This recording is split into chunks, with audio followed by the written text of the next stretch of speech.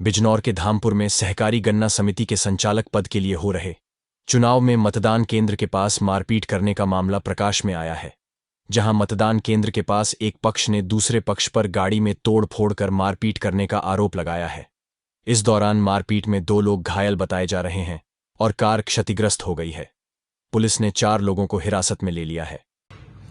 अवगत कराना है कि आज दिनांक 16/10/2024 को समय करीब 12:30 बजे गन्ना समिति के निर्वाचन के दौरान गन्ना समिति धामपुर के बाहर तिराहे के पास 2 पक्षों के समर्थकों के मध्य कहासुनी हो गई थी। इसी दौरान कुछ अराजक तत्वों के द्वारा पीछे से गाड़ी से आकर एक पक्ष की गाड़ी में डंडा मार दिया, जिससे उस गाड़ी का शीशा टूट गया। स्थानीय पुलिस व मौके पर ड्यूटी पर जो मौजूद पुलिस बल थी तत्काल मौके पर पहुंचकर विवाद को शांत कराया गया तथा अराजकता फैलाने वाले 4 व्यक्तियों को पुलिस ने हिरासत में ले लिया। उनके द्वारा प्रयुक्त वाहन को सीज कर दिया गया है। अग्रिम वैधानिक कार्रवाई की जा रही है। मतदान केंद्र पर मतदान प्रक्रिया शांतिपूर्व ढंग से चल रही है और पुलिस ने गाड़ी को सीज कर दिया है और आगे की कार्रवाई में जुट गई है। धामपुर से साकिब शेख की रिपोर्ट। क्या नाम आपका? मेरा नाम दिनेश कुमार है। अच्छा, मैं भारतीय किसान यूनियन राजनीतिक का पदाधिकारी हूँ, ग्राम अध्यक्ष हूँ। यहाँ चुनाव चल रहा है, हंगामा हुआ था, क्या है पूरा मामला? ये हंगामा यह था कि जब एक पार्टी के वोट आए, मतलब ये ओम प्रकाश जी के वोट कहने, मतलब एक तरह से उनका मत ये था कि हम ओम प्रकाश जी को देंगे एक तरह से। तो दूसरी पार्टी ने अपने कुछ वोट पहले डाल चुके थे, जो दयाशंकर राणा जी हैं दूसरे पार्टी के। तो उन्होंने जो है उन्होंने अपने भी लगा रखे थे गुंडे जैसे भी है, तो उन्होंने गाड़ी भी तोड़ दी उनकी, और जो है यो लगा लो कि बस जान जनक कैसा कैसा बची। और यहाँ और वोटर और जो हम भी खड़े थे, हम पे भी डंडा फेरे। हम डंडा किसने फेरा? दयाशंकर राणा के गुंडों ने। हाँ, और ये प्रशासन की वोट ढिलाई रही है। प्रशासन से हम पहले भी मिले थे, कल भी मिले थे प्रशासन से सारे से, लेकिन इन्होंने जो है हाँ, लेकिन इन्होंने पूरा वो दे दिया था, लेकिन तब भी करवाया। बताओ, जब यहाँ प्रशासन की ढिलाई है। जब यहाँ डंडे चल रहे थे, पुलिस कहाँ थी? पुलिस वही थी सामने।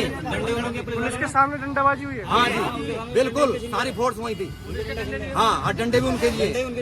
हाँ, मेरा नाम ओम प्रकाश सिंह, 2 से 85 से दयाशंकर शर्मा जी राणा जी। वोटिंग चल रही थी तो मेरे जो वोटर थे वो आ रहे थे गाड़ी में, अचानक उन पर हमला हुआ।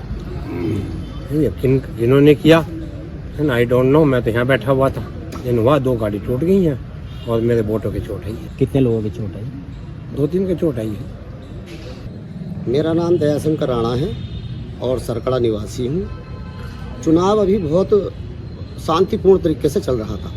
जिस समय आदरणीय ओम प्रकाश जी ने देखा कि वो चुनाव हार रहे हैं, तो उनके 2-3 व्यक्तियों ने, जिसमें एक हेमराज MD हैं, एक उत्तम सिंह प्रधान हैं और 3 लोग हैं जिनके नाम मुझे पता नहीं, सूरत में जानता हूँ। तो चुनाव हारते देखते हुए जो शीला टाकिज पे कुछ बालक बैठे थे, जलपान कर रहे थे, उन लोगों के साथ छेड़खानी करी, उनको बदतमीजी करी कि सालों तुम्हें जीतने के बाद बताएंगे।